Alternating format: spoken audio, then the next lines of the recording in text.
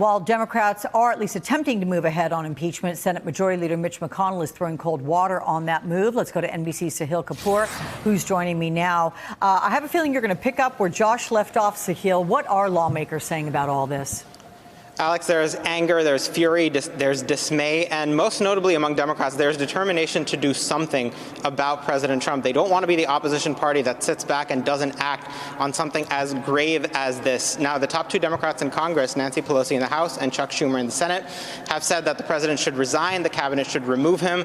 As Josh pointed out, that is looking highly unlikely, and the only option they have here, if that doesn't happen, is impeachment. They're already circulating among Democrats articles of impeachment. One single article called Incitement of Insurrection that accuses the president of willfully inciting violence against the government of the United States, a charge every bit as serious as it sounds.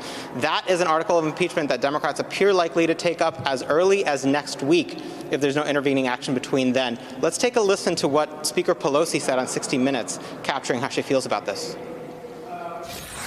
Sadly, the person who's running the executive branch is a deranged, unhinged, dangerous president of the United States. And only a number of days until we can be protected from him. But he has done something so serious that there should be prosecution against him. Well, I gather that the 25th Amendment is off the table. No, it isn't. Nothing is off the table.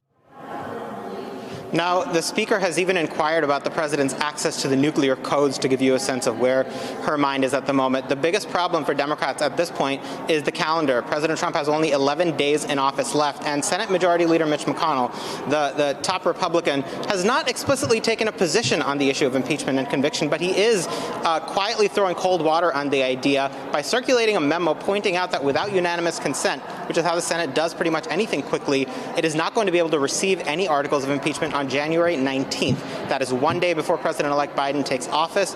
That puts Democrats in a position of deciding, do they want to spend some of the early days of Joe Biden's presidency focusing on impeaching and convicting the previous president? The last thing here to keep in mind, the main utility of throwing Donald Trump out of office via impeachment and conviction would be to prevent him from running for office again. Under the Constitution, he is entitled to seek a second term. There are rumors that he might do that in 2024. If Democrats pursue the article of impeachment and are able to convict him, a big if, they intend to include language to bar him from ever running for president again. Alex? Yeah, you've given us a very realistic breakdown on what's to come, but I had that conversation with Melissa Murray, an NYU law professor, of exactly if that could be accomplished in the last hour. Thank you, Sahil, for that. Hey there, I'm Chris Hayes from MSNBC. Thanks for watching MSNBC on YouTube. If you want to keep up to date with the videos we're putting out, you can click subscribe just below me or click over on this list to see lots of other great videos.